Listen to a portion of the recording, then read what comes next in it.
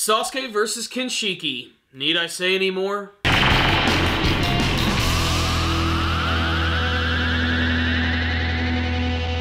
The Boruto movie arc continues in another episode of Boruto Naruto Next Generations. And I have to say that this episode was pretty good despite the fact that, for the most part, it is following the movie beat for beat. There are even some scenes which look like they completely took them from the film, but it's obvious they're just looking at the frames and reanimating them. I gotta give them some credit though. That Sasuke versus Kinshiki fight in this episode looked pretty solid. It's nowhere as good as the actual fight in the film, which is way more expanded, has much better lighting, but still it comes pretty close, and it looks all sorts of awesome. It's a great case to show that Sasuke has become incredibly more powerful than he was before, and their overall battle is just awesome. It takes place in Kinshiki Otsutsuki's castle, and they're just destroying everything in their path. Kinshiki is a massive ogre of a man who can basically transform his chakra into any weapon that he chooses. He's a big fan of axes, however, and he uses them to great effect, to the point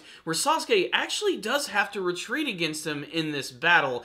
But Sasuke is still all sorts of awesome in this battle, utilizing his Sharingan, his Rinnegan, and even his trusty sword, which, combined with the amazing fighting choreography in this episode, is just... ugh, I absolutely love it. Just, there's a lot of little moments that work here, and it just gives you a lot of hope that everything else in this arc is going to look equally as good. So yeah, it's almost as good as the movie version, and it looks really good for anime that you see on television, especially a long-running weekly show like Boruto Naruto Next Generation. So yeah, I really loved that part of the episode. The rest is pretty much just Boruto learning the Rasengan technique, but why is he learning this technique? Because it's how he's going to become Sasuke's brand new student. While Boruto does not like his father, he thinks Sasuke is like the coolest dude in the world, and they're making a great case for it in this episode right here.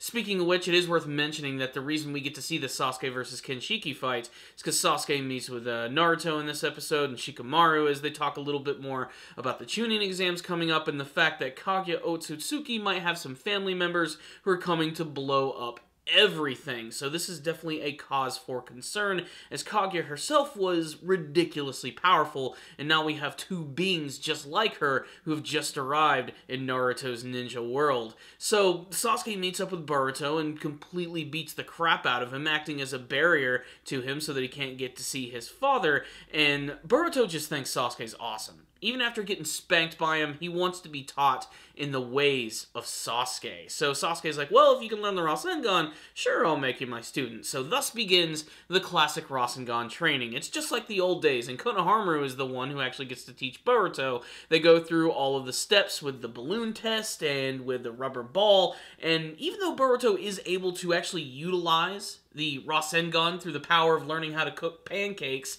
he still can't make like a giant one like the ones that we typically see in the series, the baseball-sized ones. So he ends up resorting to something a little underhanded. Professor Katasuke ends up giving him one of those cool ninja technology gauntlets, and implanted within is none other than a Rasengan, although it is worth mentioning that Katasuke himself is a much more menacing character in this episode, and it might have something to do with that mysterious invader that we saw in the last one. But eventually Boruto does show off to Sasuke that he can use the Rasengan, although Sasuke immediately realizes that he is using the gauntlet. But he doesn't even need it, as there is a really great clue in this episode to show that while Boruto can use the Rasengan, he uses it in a completely different way than his father, as there's a scene earlier on where he creates a little one and throws it and immediately just disappears.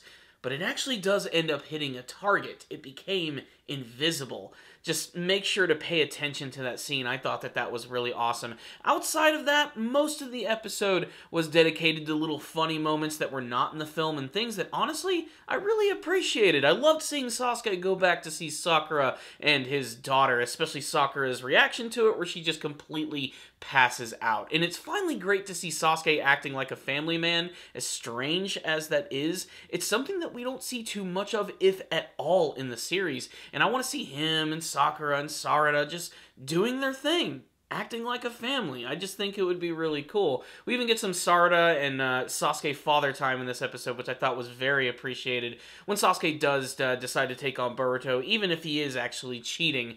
And then there's also another great scene they added with Mitsuki, who's talking with Orochimaru, his dad, through the power of snakes. You know, One Piece has the transponder snails, the snails they talk into. This series has snakes, and apparently they work like phones. I don't know why, but it's just awesome. But what's really cool about this scene is that Orochimaru does not want Mitsuki to reveal his true power to everyone during the Chunin exams. This could lead to something really bad, and for them to actually bring it up here, I wonder if maybe they'll make some changes in this arc, and we might actually get to see it unfold a little bit. Or maybe they're just really trying to build up the fact that Mitsuki is a really powerful character and has access to some extreme Sage Mode abilities. I want to see more of that too, especially after the way it was utilized in that one episode about his flashback. Like, I desperately want to learn more about Mitsuki, and this episode is doing a great job of planting the seeds for more stories for him in the future. That's something that this Boruto series is doing a great job of.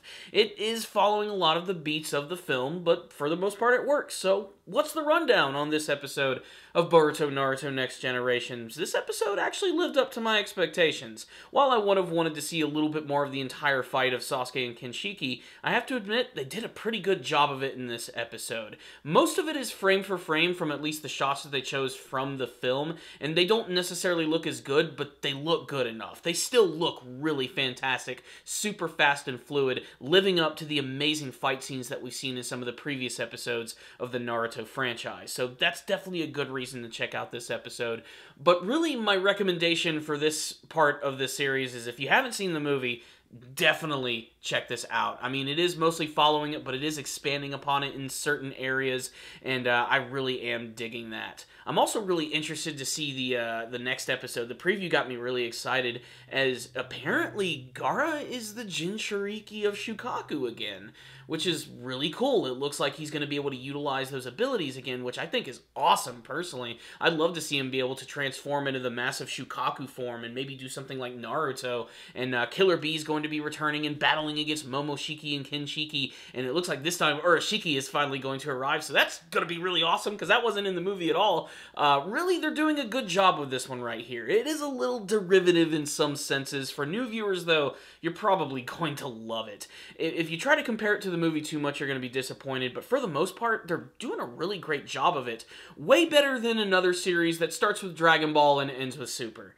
I love Dragon Ball Super, but the first couple arcs did not, I think, do full justice to the movies that they were based upon, and I think they're doing a better job of that in Boruto right here. Again, I need to stress, I love Dragon Ball Super, and I really do miss it. I wish it would come back, but right now, Boruto is really on top of its game, so I can't wait to see more of that, and let's face it, guys, Sasuke's back, and he's just awesome. I love how I originally did not really care for Sasuke that much, and he's becoming like one of my favorite characters from the series. Adult Sasuke is just tops.